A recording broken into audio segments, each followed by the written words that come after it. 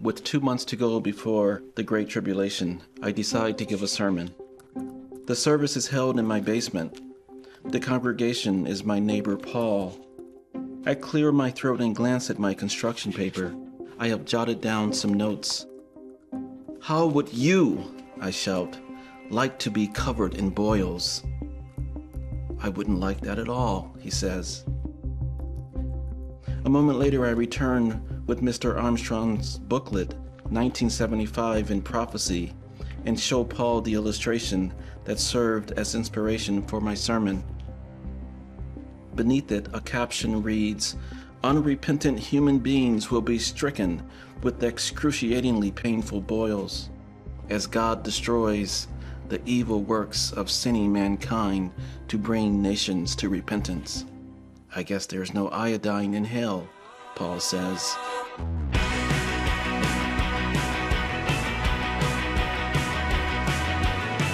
fell in love with a crooked world and everything that comes with it. I love when you fake it, won't you? I once believed, but I took it all. Left myself with none of it. I love when you take it, won't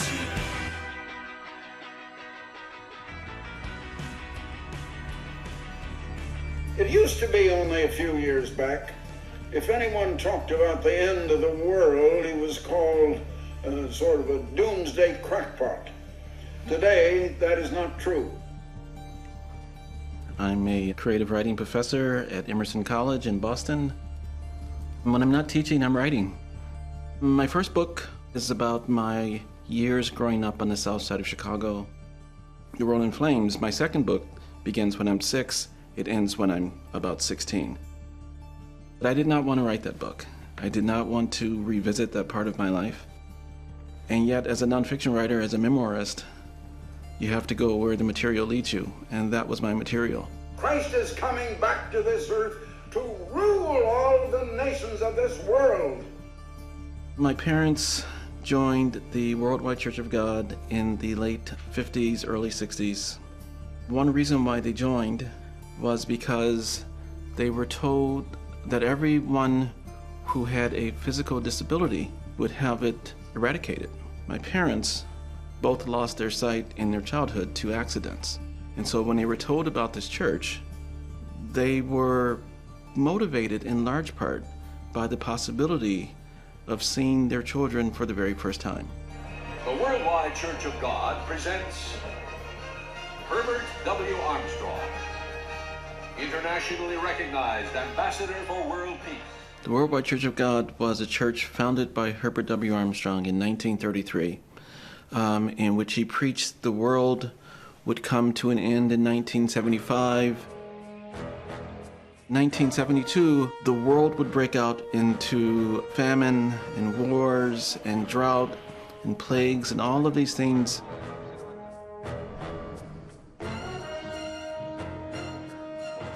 We would be whisked away to this place of safety in the Middle East while the rest of the world effectively died through war, pestilence and famine. That's all very specifically spelled out in the book of Revelation. Our group would be spared that. We would fly on the wings of a great eagle, which is thought to be a plane, to a specific location in the Middle East. We actually named it. It was Petra. And then in 1975, the skies would part, Christ would descend, and give everyone one final chance to follow his teachings. Those who refuse would perish in a lake of fire for eternity. Those who accepted could be saved, but they would be watched over by those of us who had been chosen 3 years prior. So we would be supervisors of the afterlife. We were part of a McDonald's franchise of religions. Wherever you travelled around the world, you felt like you were with the same people, and there was an absolute American flavour to everything that we did, even though I grew up in New Zealand. Society as we know it on this earth and civilization as we know it will end. I certainly didn't choose to be in a religious cult. I was 2 years old. My mum wasn't that religious, when she was growing up, but she did experience the loss of her father at a young age, and that was really a traumatic event for her.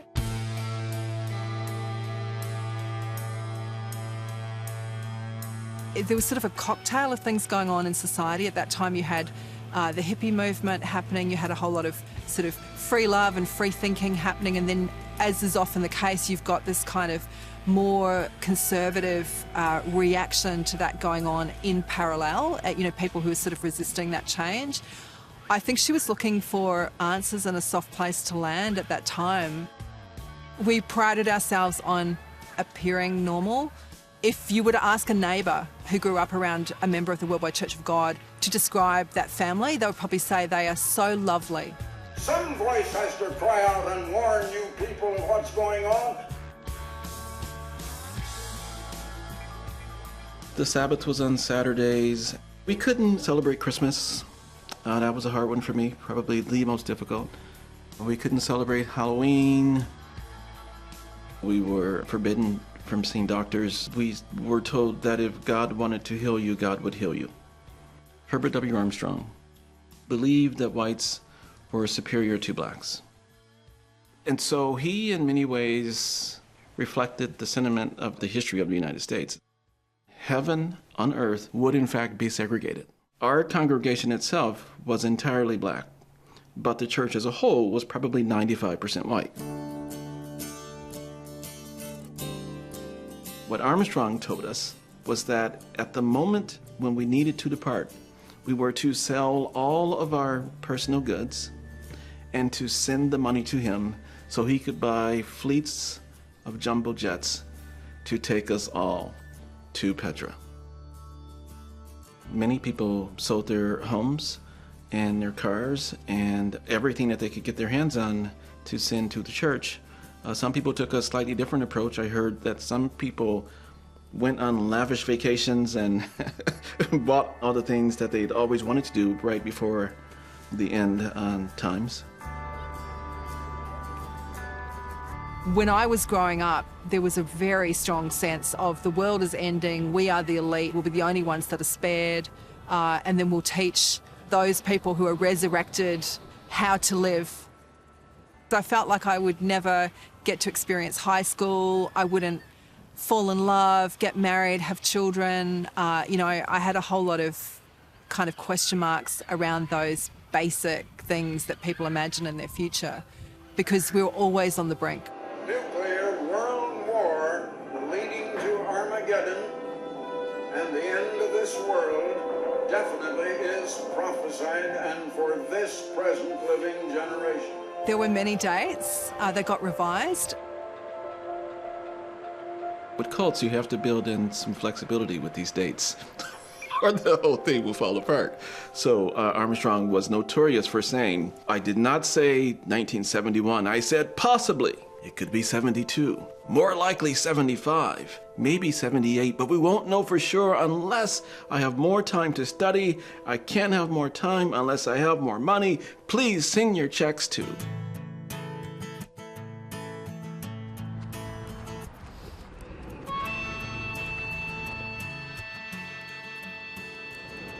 It might be the only human enterprise I can think of that has a 100% failure rate. Every single attempt by a group, an individual, any trend or movement in world history has ended up not, in fact, being the end.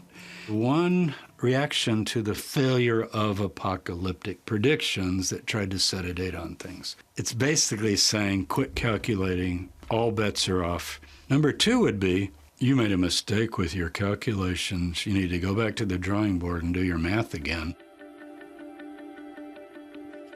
One of the things I specialize in it would be apocalypticism in the ancient world, and then as it goes through history, how does it adjust to time, and how is it important even today? I could come up with conservatively 50 movements from the time of Jesus up into the 1900s. And when you get to the 1900s, something changed, at least in the United States. So I was involved full in 1993, the Waco, Texas tragedy with the Branch Davidians, that were an apocalyptic, biblically prophetic group and coming from the Seventh-day Adventists. Branch Davidians are not anti-government. We're not anti-law enforcement. And I'm sorry that there are 4 agents that are dead, and there are a lot that are wounded. I work with the FBI to try to convince David Koresh, the leader of the group, that he should surrender and come out peacefully. And he had his own unique interpretation, and he had come up with the date of 1995. He was thinking it would be 1995. So he wasn't planning to get attacked in 1993. It is clear that the jury recognized by its verdict that the killings of the 4 ATF agents were not justified.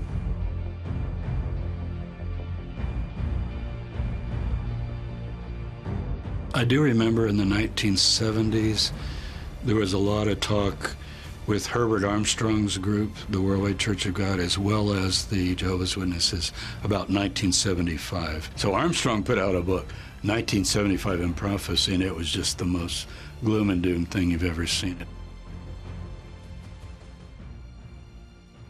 It's bonkers. It's completely bonkers. To me, I was a kid, so I have a complete excuse. My parents and the other adults, I don't know what they were thinking, that they would think that this was all a possibility. But that's the thing about having a leader like Herbert W. Armstrong. You get the right person in charge of an insane script. The script becomes believable. He failed as an advertising executive, in fact. He took a lot of those skills and that ambition into the religious environment. By the time he had grown this global group, he had his own media empire, and he had a magazine. He was one of the first radio evangelists, and he had a television program that went out globally to many millions of people. This has been a witch hunt that was illegal. It was an illegal witch hunt. It was illegal. And with all of that, I'm doing fine. Now, when my book was published in 2016, it was during the presidential election when Donald Trump was running. And I thought, I'm going to be famous. If you look at his tweets, and Trump always capitalizes certain words, Armstrong did the exact same thing with his newsletters.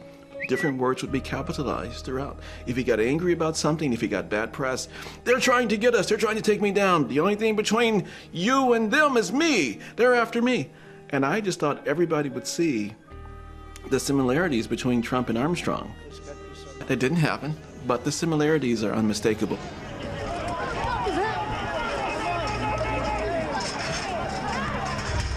On January 6, 2021, then President Donald Trump had this big rally, and there, sort of a round of speakers was, using this very sort of apocalyptic language to talk about the 2020 election, which Trump lost, but they were insisting he didn't.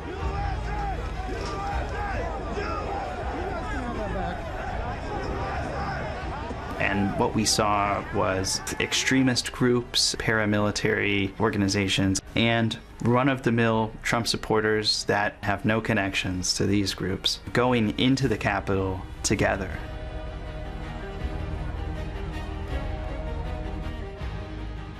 Alongside were people that believed in various degrees in QAnon.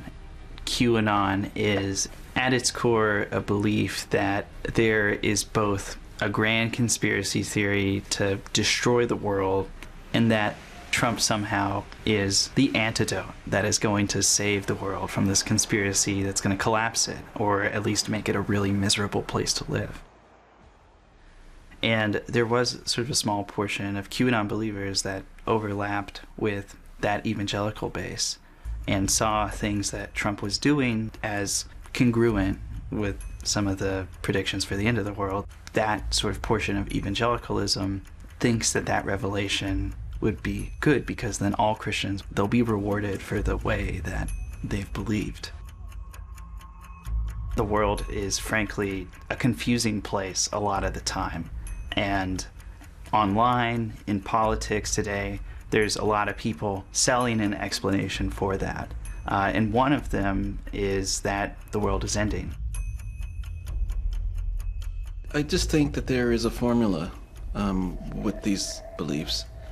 That if you can scare people, tell them, yes, you should be fearful, but here's a way you can be saved. That combination seems to work for people. Anytime there's widespread kind of disaster that involves segments of the population, apocalypticism just rises up again. Everybody starts their calculations. Apocalyptic comes from a Greek word that means to pull back the curtain or to reveal. So it's actually the name of the main apocalyptic book in the New Testament, the book of Revelation. So if you're reading Greek, it would say the Apocalypse of John. It's the revealing of the things that are shortly to come to pass. It was written 2,000 years ago, and people reading it back then thought it was near. So you can run that for the last 2,500 years, and you get, the text has stayed the same, but you got all these contexts. And the contexts are fluid and ever-changing. So apocalyptic can be used generically, but the way it's usually used by people who are basing it on the Bible, Jews, Christians, and to some degree Muslims with the Quran, because it has a lot of apocalyptic material, they would all think that we could be near. So it's kind of not a great idea for progressive people who want to see the world maybe solve its problems. When I was in elementary school, I managed to place high enough on one of those standardized tests that I could go to what was called a magnet school, where the brightest kids from all the different local schools would be brought into one school.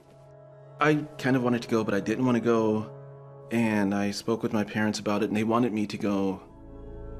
I didn't want to be separated from my community, but I also didn't see the point if the world was coming to an end very, very soon. Now it's 2,000 years since Christ died. Whoa. So maybe the year 2030 will be the end. My guess is you're going to get quite a few people in the next few years picking that up. So the Antichrist needs to get here right now so he can do his final 7 years. I hate to smile with this because, you know, people take it seriously, and I don't want to make fun of it. But, you know, after a while, believers in the main apocalyptic books in the Bible would say, well, prophecy can't fail because God inspired it. So what is actually failing is our interpretation of it. And if it's 1,000 years, 10,000 years, or next year, does it really matter? So this would be what I call the back burner prophecy. So you see how apocalypticism works, and it's a very powerful force down to this day. The operating currency of the religion was fear, you know, fear that you might be left behind. They didn't keep the congregation together with hope. They kept us together by scaring the hell out of us. And often when it was time to go to bed, those sermons would come back to you. I don't recall a day in my life when I was growing up where I wasn't terrified of making a fatal mistake, of committing some sin. I mean, every time there was a thunderstorm, we thought, this is it. This is it. So we lived in constant fear of doing wrong, constant fear of doing right, and having these things come to be. It was a tough period to go through as a kid. I moved to Australia. I had a favourite bookstore. One day I went in to find a travel book, and I happened to find myself in the self-help section, and I saw this book, Combating Cult Mind Control by Stephen Hassan. When I first saw it, I thought, why would I read that? And yet I was drawn to it. On this first page, I opened the 12 signs that you're in a cult. And there's things like they dominate all your time and prevent you from having conversations with outsiders. They command a lot of your resources. And I went through that checklist and I found myself recognising my own life in there, and I was completely shocked. I went home that day, I read it until 3 a.m, and I basically left the religion. I sort of started a bit of a lifelong investigation and exploration of what that meant and how that had impacted me and how it potentially had impacted many other people as well.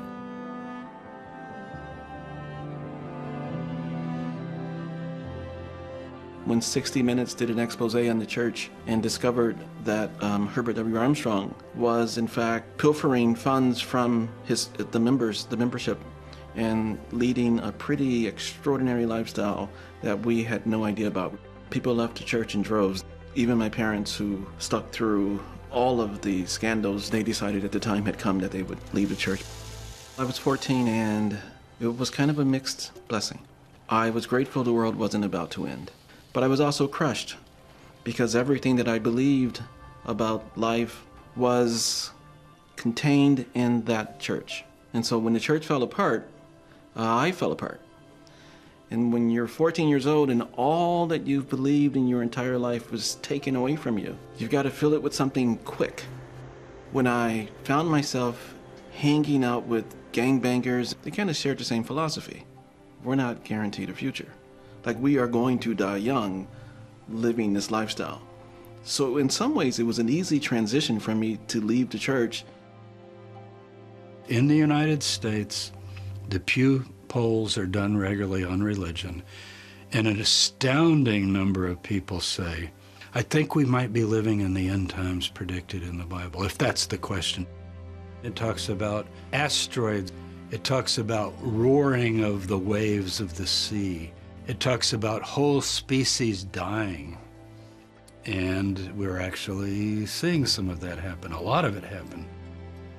We're just living in an apocalyptic time, let's face it. We had an opportunity to visit Petra, to go to this place that I had been promised would be my home for a few years.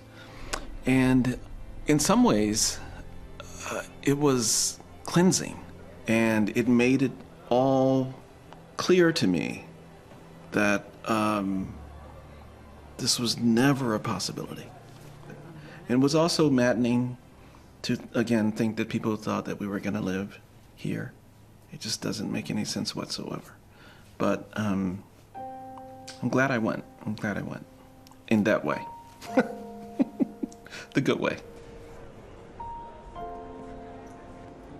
I went through a couple of decades trying not to think about issues like the world ending, but it's very hard to avoid that thought if you care about society, you know, you care about your children, when we're staring in the face of dramatic climate change. We're going to have to face up to our future at one point, so we might as well do it now before it's too late. What do we want? Climate justice! When do we want it? Now! If we don't get it!